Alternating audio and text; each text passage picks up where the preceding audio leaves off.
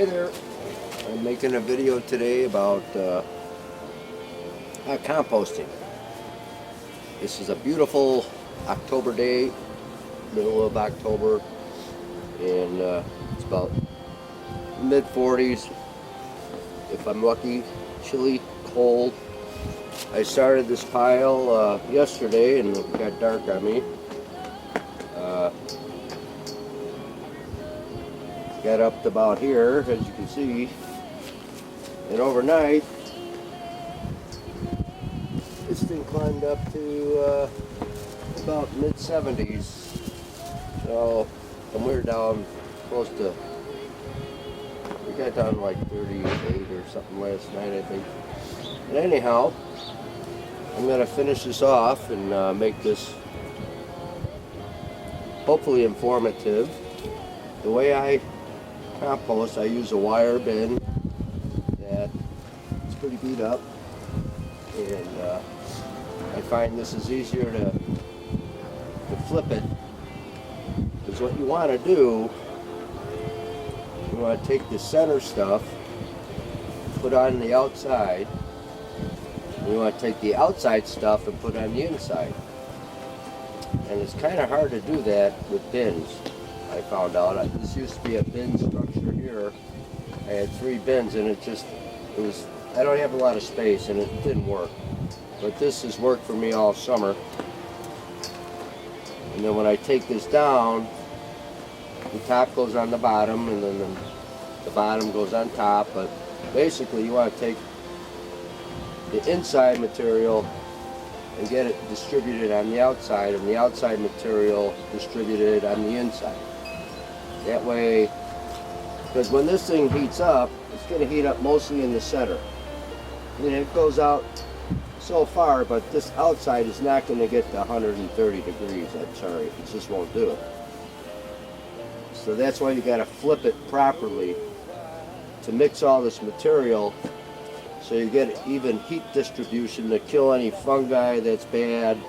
And in my case, I'm using leaf mold that the Asian jumping worms got into.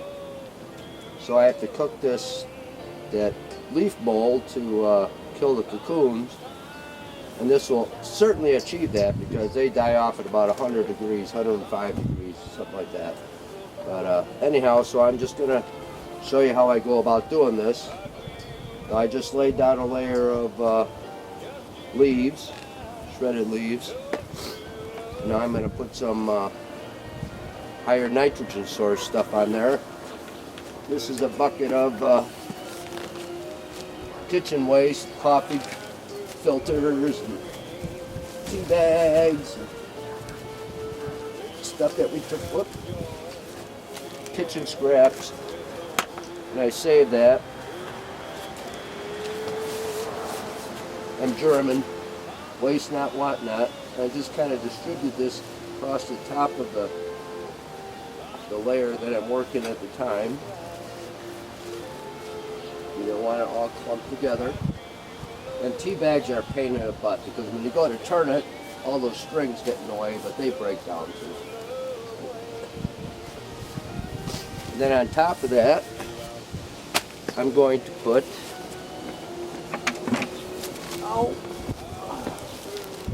these are sweet potato vines. This is my sweet potatoes last week.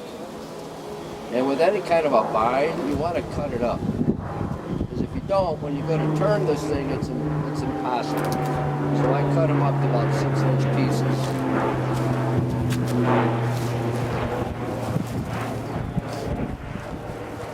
You just evenly distribute this throughout, so we got a nice nitrogen layer there. I'm going to use some of my leaf mold that is infested with Asian jumping worms. Scoop of that.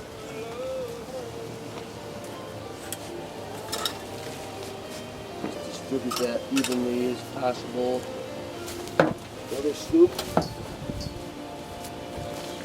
Now yesterday, when I was digging through my leaf mold, I came across probably a dozen of the adult Asian jumping worm. So I know they have their cocoons in there. It's not a question. They're there. Then I'm going to put some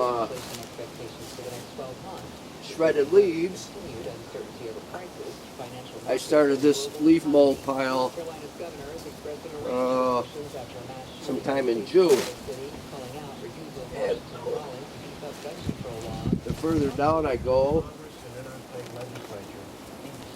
the more decayed the leaves are. And I have not encountered any jumping worms in this pile of shredded leaves. And these were shredded leaves, they were not just piled up. When you just use piled up leaves, what they do is they mat together, and you get these big pancakes of wet leaves. And I just evenly kind of, one thing I've learned with the hot composting is that if you make big thick layers, like say a bunch of leaves and a bunch of more nitrogen rich materials, it'll still hot compost, but it takes a lot longer to get going. But if I incorporate the leaves with the higher nitrogen component, it breaks down a lot quicker. Alright, and here's another very important part of a hot compost is moisture. Now, even though these leaves are kind of damp and the green material has a lot of moisture in it, you got to give it some water. Not a whole lot, but just a nice little sprinkle of water here, just to keep things moist, because that bacteria needs that water. And this will really get cooking. Like I said yesterday, I stopped about, I don't know, 4:30. And it was cold yesterday, and it got cold last night, and this is up to 80 degrees now, so it's getting hot. Now, so on top of this, I trimmed up some celery today.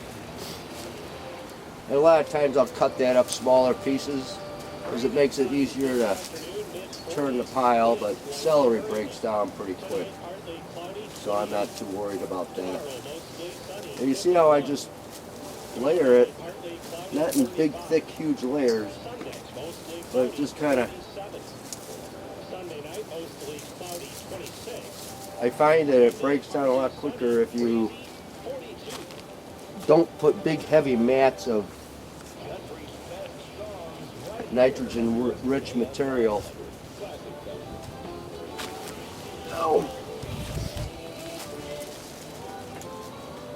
The more you mix it up, it breaks down a lot quicker. Now I'm saving my comfrey for my worms over the winter. Or I'd be putting that in. Another thing about compost is you want a big diversity. I can't tell you how much stuff is in here. Pineapples, the melons, the comfrey, the tomatoes, peppers, and this too, in this bin. This is material from my hot compost I sifted out. This is loaded with inoculant of bacteria. I just lightly sprinkle some of this on there. I could use that as a filler in grow bags too, if I wanted to, but it serves its purpose in here as well. Now that I have a thin layer of nitrogen-rich material, I'm going to throw in some more of the leaf mold.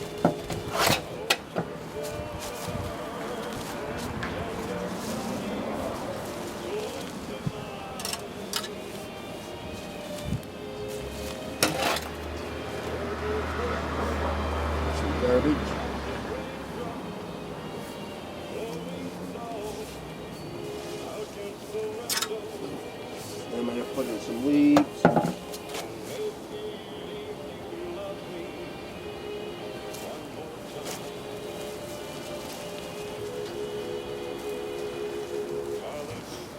it's amazing how much material creating a hot compost really takes.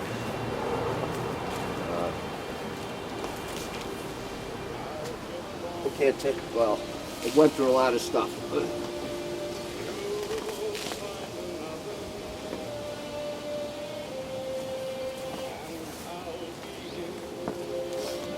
And these other, I want to show you this leaf, shredded leaves I started like in June. Well, that's like 4 months. And this is not what I call leaf mold yet. I can see hunks of leaves. This is not fully cured yet. All right, now I'll show you finished leaf mold.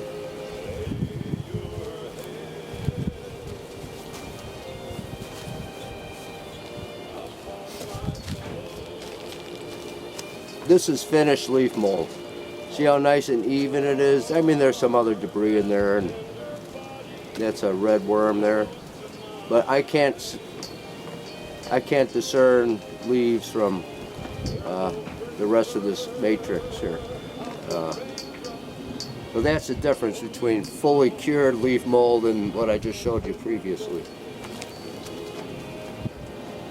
Now that we got that layer on there, I'm going to just give it a little hit of water.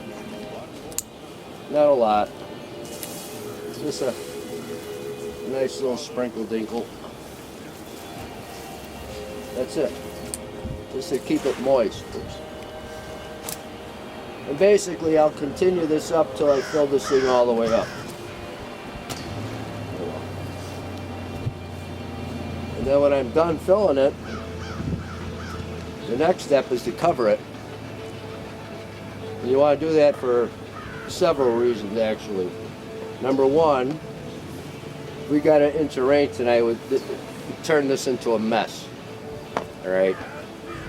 I mean, you want it moist, but you don't want it saturated.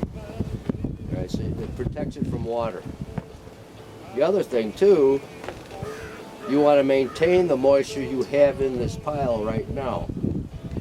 And if you leave it uncovered and if it gets dry, then it's going to dry out. I mean, the center will stay moist, but this stuff is not going to do much at all.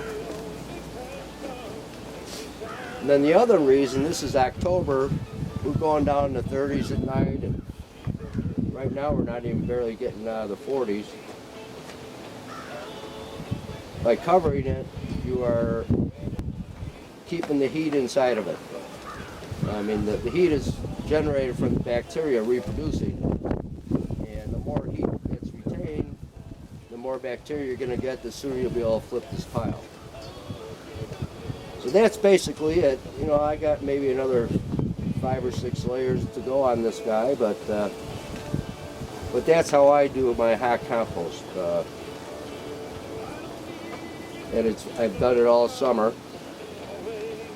and I ended up with close to 200 gallons of sifted, finished hot compost, which is really good. And under the microscope, it's just beautiful, full of all sorts of bacteria and nematodes, and not so much fungus. There's some fungi in there, but not a lot. And the only reason there's fungi under the microscope is because I let it rest for about 2 months. So the fungi kind of got in there too. But fortunately, no Asian jumping worms. So yeah, this is how I do it, and it's working for me. But a lot of people say my compost doesn't get hot. Well, it could be you're not mixing the materials together properly, and or you're not giving enough water in it. You know, it takes time to get a knack to it. Last year I tried to save some cut grass and some kitchen scraps, and I had them in a bin here, and it turned into the stinkiest vile mess I've ever smelt, I think. So yeah, I make mistakes, but so far this is working for me. Now I did make some piles that were this tall, but I have bad arthritis in the shoulder, so it's hard for me to get stuff in there. So this works better for me. I made it a little wider. But yeah, so that's it. it's how I make a hot compost. So hope somebody gets something out of this. Have a good day.